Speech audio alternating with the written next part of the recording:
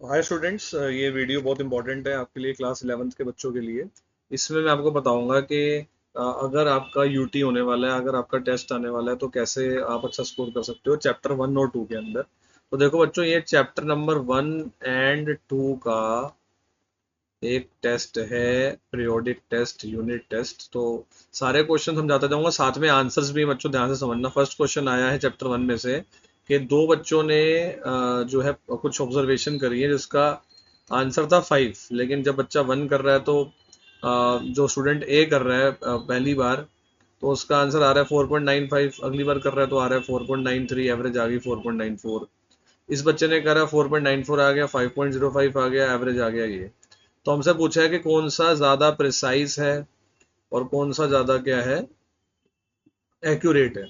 तो देखो बच्चों, जो प्रिसाइज है वो तो स्टूडेंट ए ने काम किया। देखो, स्टूडेंट ए ने बहुत ज्यादा प्रिसाइज काम किया, क्योंकि स्टूडेंट ए का जो आंसर आ रहा है ना, वो बार बार एक जैसा आंसर आ रहा है। अब देखो, है ना, स्टूडेंट ए का जो आंसर आ रहा है वो एक जैसा आंसर आ रहा है। जबकि जो स्टूडेंट बी का आंसर है ना, वो जो है वो ज्यादा एक्यूरेट आ रहा है, क्योंकि एवरेज जो निकाली गई ना, क्योंकि उसकी एवरेज जो है वो 5 के क्लोज आ रही है। तो ये टॉपिक था, कहाँ से ये क्वेश्चन बना, ये टॉपिक है प्रिसीशन एंड एक्यूरेसी का। प्रिसीशन एंड एक्यूरेसी का मैं ये बेसिकली आपको टेस्ट ऐसे करा रहा हूँ कि आपको पता लग जाएगा कहाँ से आपको पढ़ना है, कहाँ क्या क्या चीजें इंपॉर्टेंट है, आपको पता लग जाएगा। बहुत अच्छा टेस्ट है, ध्यान से देखना। अगला क्वेश्चन कह रहा है कि विटामिन सी में इतने हाइड्रोजन के एटम है तो कितने मोल्स होंगे। तो बहुत आसान है, नंबर ऑफ मोल्स कैसे निकलते हैं, नंबर ऑफ मोल्स कैसे निकलते हैं, number of atom upon Avogadro number, answer आ गया 2.14। फिर कह रहे हैं कि एक बच्चे की हाइट हमने निकाली है, वो आई है 155.01 सेंटीमीटर, उसका लीस्ट काउंट क्या होगा। तो लीस्ट काउंट बच्चों वो होता है कि कहाँ मिनिमम, कहाँ मतलब मैक्सिमम कहाँ तक आप, कितने डेसिमल तक आप निकाल सकते हो, एक तरह से ये समझ लो। तो लीस्ट काउंट हो गया इसका ये, मतलब जो पॉइंट के बाद का था ना, मिनिमम कहाँ तक आपकी कैलकुलेशन दिखा सकते हो, क्या आपका लीस्ट काउंट है, मतलब कहाँ तक आपकी कैलकुलेशन हुई है, वो है इसका मतलब। फोर्थ क्वेश्चन एनसीईआरटी से लिया है। 52 यू में कितने एटम्स हैं, 52 ग्राम में, 52 मोल्स में कितने। 52 यू वाले में बस एटॉमिक डिवाइड कर देंगे 13 से, सॉरी 4 से, तो आंसर आ गया 13 एटम्स। ऐसे ही बच्चों यहाँ पर देखो, जब ग्राम में था तो एवोगैड्रो से मल्टीप्लाई कर दिया, given mass upon molar mass into Avogadro. और वो सी वाला सिंपल है कि अगर 52 से मल्टीप्लाई कर दो बस एवोगैड्रो को, तो ये आंसर आ गया। एनसीईआरटी का क्वेश्चन था ये 33, है ना। अच्छा, उसके बाद बच्चों ये वाला क्वेश्चन बहुत अच्छा है। कहते हैं 1 ml में बताना कितने एटम्स होंगे। तो देखो बच्चों, सबसे पहले तो याद रखो कि ये हमारी मोलर वॉल्यूम होती है, इसमें कितने एटम्स होंगे। तो पहले आप ये देखो कि अमोनिया एक मॉलिक्यूल है, तो आप ये देखो कि ये 1 मोल की वॉल्यूम होती है, ये 1 मोल की वॉल्यूम होती है, इसमें इतने इतने मॉलिक्यूल्स होंगे, इतने मॉलिक्यूल्स होंगे। फिर हमने इसको 4 से क्यों मल्टीप्लाई करा, क्योंकि आप देखोगे एक अमोनिया के अंदर 4 एटम्स है ना बेटे। तो ये बहुत अच्छा क्वेश्चन है।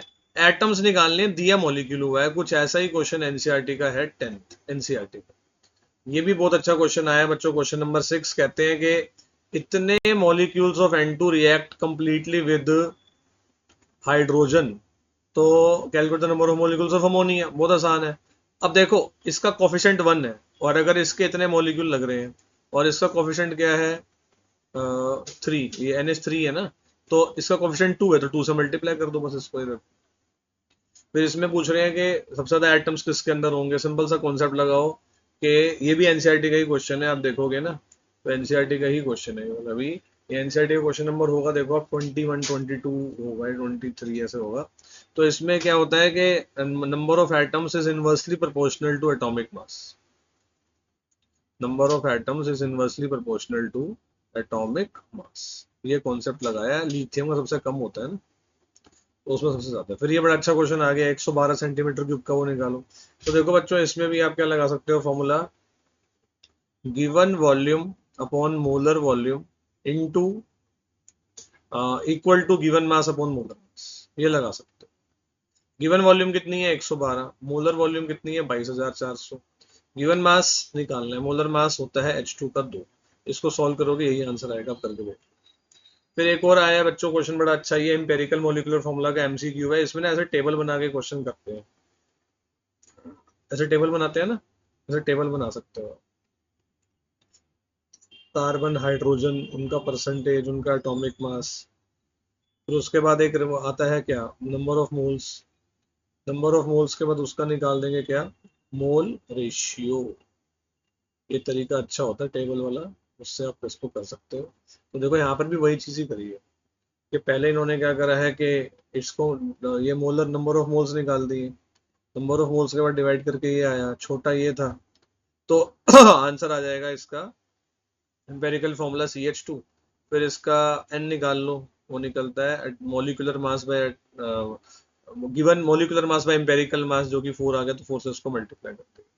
ये थोड़ा हाई लेवल का क्वेश्चन दिए इन्होंने, है कुछ भी नहीं। कहते हैं कि अगर 98 मिलीग्राम ऑफ H2SO4 में से हम इतने मॉलिक्यूल्स को क्या कर देते हैं बेटा, रिमूव कर देते हैं, तो उस केस में क्या होगा।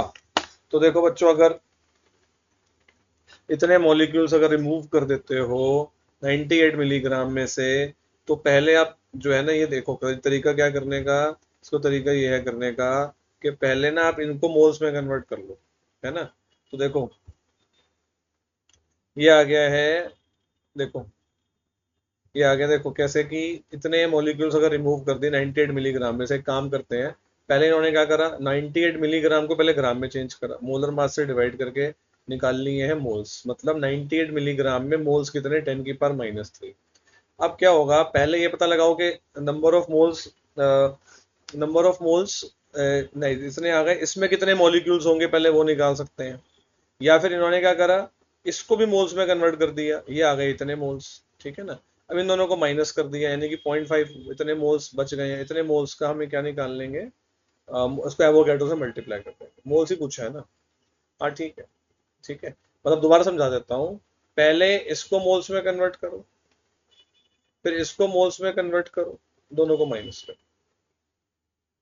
फिर उसके बाद आ गया बच्चों, अगेन एक क्वेश्चन आ गया कि ग्रेटर नंबर ऑफ एटम किस में होंगे। तो ऑब्वियसली बच्चों ये देखो कि सबसे ज्यादा मोल्स किस में है, सबसे ज्यादा मोल्स किस में है, इसमें 1 मोल है, इसमें 2 मोल है। मैं क्या कर रहा हूँ, गिवन मास अपॉन मोलर मास, इसमें तो 0.1 मोल है और इसमें 3 मोल आएंगे ना, तो हाईएस्ट हो जाएगा डी।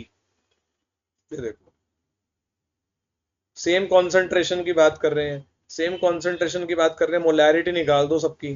तो सबकी मोलैरिटी निकालने के बाद उन्होंने बोल दिया भाई ए और बी की कॉन्सेंट्रेशन जो है वो सेम है, ए और बी की कॉन्सेंट्रेशन सेम है, कॉन्सेंट्रेशन मोलैरिटी ओनली। ये डी ब्रोई इक्वेशन होती है बच्चों, lambda equal to H upon M V, सबसे इंपॉर्टेंट है। पहले मैं ऊपर जरा एक बार दोबारा से जाऊंगा और आपको बताऊंगा कि चैप्टर 1 को कैसे जो है आपने तैयार करना था। तो चैप्टर 1 को कैसे तैयार करना था, तो चैप्टर 1 में सबसे इंपॉर्टेंट टॉपिक आप देखो क्या था। चैप्टर 1 के अंदर उन्होंने मोल कॉन्सेप्ट से क्वेश्चन दिए, इन्होंने स्टोइचियोमेट्री से क्वेश्चन दिए, एम्पेरिकल मॉलिक्यूलर फार्मूला से क्वेश्चन दिए। आप देखो थ्योरी बेस्ड क्वेश्चन कितने कम है, ज्यादातर न्यूमेरिकल्स ही आ रहे हैं इसके। ये केवी का पेपर है, तो बड़ा अच्छा टेस्ट बना हुआ है। अच्छा, इसमें चैप्टर 2 में सबसे इंपॉर्टेंट फॉर्मूला होता है lambda equal to H upon M V, ये लगा दो इसके अंदर। मास गिवन है आपको, आपको काइनेटिक एनर्जी गिवन है, काइनेटिक एनर्जी से आप क्या निकाल सकते हो, वेलोसिटी निकाल सकते हो, वेलोसिटी यहाँ पर। और मास इसमें इलेक्ट्रॉन का होता है, बॉल का मास दे रखा है। आफ्टर दैट फिर चैप्टर 1 का क्वेश्चन आ गया, एनसीईआरटी की बैक एक्सरसाइज का 5th क्वेश्चन है। इसमें भी देखो फॉर्मूला लगा दिया, यही मोलैरिटी हमें दी हुई थी, वॉल्यूम हमें दी हुई थी, मोलर मास को 82 ले लेना, ही हमारे पास आंसर है। स्टैंडर्ड यूनिट ऑफ मास क्या होता है, स्टैंडर्ड मास होता है केजी। और डिफाइन कैसे करोगे इसको, तो ये उन्होंने बोला है कि equal to the mass of international prototype of the kilogram, ठीक है, मतलब एसआई यूनिट को डिफाइन करना। ये थोड़ा टफ क्वेश्चन है। सॉरी बच्चों, इस क्वेश्चन के अंदर ना हमें बोला है कि मेथनॉल की डेंसिटी हमें दी हुई है 0.793 और हमें निकालना है कितनी वॉल्यूम चाहिए होगी उसका, ये दूसरा सोल्यूशन बनाने के लिए। तो देखो बच्चों, इसमें ना हम फॉर्मूला लगाएंगे M1V1 इक्वल टू M2V2, ये एनसीईआरटी का 12th क्वेश्चन है, ठीक है। तो M1 कितना है, V1 कितना है, देखो बच्चों इसमें ना क्या करना है, पहले हमें मोलैरिटी दी हुई है ये, अब बोलो आप ये मोलैरिटी थोड़ा है, मोलैरिटी हमें ना ये इनडायरेक्टली दी हुई है। गिवन मास कितना लेंगे आप पहले बताइए, गिवन मास ही ले लो, ये 0.793, मतलब डेंसिटी के केसेस में आप इसे गिवन मास ले लो, ये केजी में है ना, तो इसको 1000 से मल्टीप्लाई कर दोगे तो ये पॉइंट भी हट जाएगा। और मोलर मास होता है मेथनॉल का 32, 1000/1000 आ जाएगा। 1000 तो लगाते हैं फॉर्मूले में, वॉल्यूम भी 1000 ml क्योंकि 1 लीटर बोला है ना। इसका मतलब ये है कि 1 लीटर मिथेनॉल मतलब इतने केजी का है, और ये वॉल्यूम बच्चों हमें निकालनी। m2 की वैल्यू ये है और v2 की वैल्यू ये है, इसको सॉल्व करेंगे ना तो हमारा आंसर नियरली नियरली यही आएगा जो इनका। ये तरीका ज़्यादा आसान है। ठीक है। अच्छा देखो यहीं पे ऐसे किया ना, देखो ये वही चीज़ की। फिर 11th क्वेश्चन है बच्चों ये एनसीईआरटी का, फिर मोलैरिटी के ऊपर बहुत ज़्यादा क्वेश्चंस आ रहे हैं। तो इसमें भी देखो वही WB मतलब गिवन मास 20 है, मोलर मास शुगर का 342, वॉल्यूम 2 लीटर थी तो ऊपर 1000 नहीं आएगा, आंसर ये आ गया। ये बच्चों क्वांटम नंबर का तो बहुत इंपॉर्टेंट क्वेश्चन है। क्वांटम नंबर का कौन सा सेट पॉसिबल नहीं है बच्चे? ये n जीरो कभी नहीं होता इसलिए ये पॉसिबल नहीं है। अच्छा मैं बोला दोनों बताओ पॉसिबल क्यों नहीं है? ये क्यों पॉसिबल नहीं होगी? n कभी l के बराबर नहीं होता। क्वांटम नंबर्स का है बेटा, ये कितना अच्छा क्वेश्चन है। वेव नंबर निकालना है, फ्रीक्वेंसी दी हुई है तो रेसिप्रोकल कर दो बस। ठीक है ना, फ्रीक्वेंसी से पहले वेवलेंथ निकाल लो c/λ, और उसके बाद जो है आप लैम्डा निकाल के 1/λ कर सकते हो। एमिशन और एब्जॉर्प्शन स्पेक्ट्रम में क्या फर्क है बच्चों? एमिशन और एब्जॉर्प्शन स्पेक्ट्रम के अंदर क्या फर्क होता है कि एमिशन स्पेक्ट्रम जो होता है ना वो अ, किसी भी चीज को जब हीट करते हैं तो उसमें से निकलता है। ठीक है। और जो एब्जॉर्प्शन स्पेक्ट्रम होता है वो तब होता है जब व्हाइट लाइट जो है वो बीच में आ जाती है। व्हाइट लाइट के बीच में अगर कुछ रख देते हो, मैं आपको अभी इसकी इमेज समझा देता हूँ, एक मिनट मुझे दीजिए। मैं आपको इसका इमेज बता दूंगा, इमेज से आपको पता लग जाएगा। एमिशन स्पेक्ट्रम का मतलब होता है जिसमें आप किसी चीज को हीट करोगे तो उसमें से कुछ पर्टिकुलर कलर निकलने लगेंगे, उसे बोलेंगे हम एमिशन स्पेक्ट्रम। ठीक है ना। क्या लिखा है देखो, आप पढ़ के देखो जरा एक बार क्या लिखा हुआ है इसका। It is obtained when radiations emitted by the excited substance are analyzed तो मतलब उसमें it consist of bright lines, consist of dark bands. आओ मैं आपको दिखा देता हूँ कैसा दिखता है एमिशन स्पेक्ट्रम और कैसा होता है एब्जॉर्प्शन स्पेक्ट्रम। ठीक है। तो हमने क्या करना है, हमने अपनी एनसीईआरटी ओपन कर लेनी है और एनसीईआरटी में ये देखिए आप, ये देखिए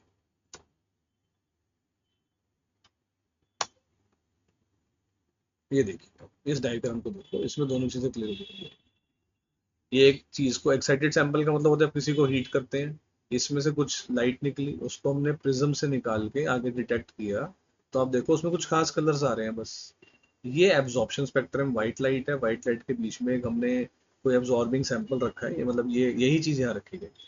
तो ये क्या करेगा, ये ना एब्जॉर्ब कर लेगा कुछ कलर्स को, सारे कलर्स नहीं जाने देगा। जैसे देखो बाकी डार्क आ रहा है ना, जो विबग्योर है ना उसको इसने ढक दिया, एक तरह से ये होता है एब्जॉर्प्शन स्पेक्ट्रम। ठीक है।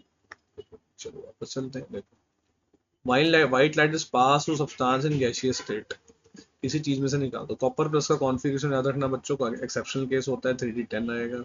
एस ऑर्बिटल की शेप स्फेरिकल होती है, पी की डबल शेप होती है। 5 डी ऑर्बिटल होते हैं, नाम होता है X Y, Y Z, Z X, X square Y square और जेड स्क्वायर। डी सबशेल में पूरे के पूरे 10 इलेक्ट्रॉन होते हैं। हंस रूल क्या कहता है? हंस रूल कहता है पहले सिंगल सिंगल भरो फिर पेयरिंग करो, मतलब वन वन वन होगा फिर पेयरिंग कराएंगे, ऐसे नहीं कि सीधा पहले आप दो भर दोगे किसी ऑर्बिटल पे।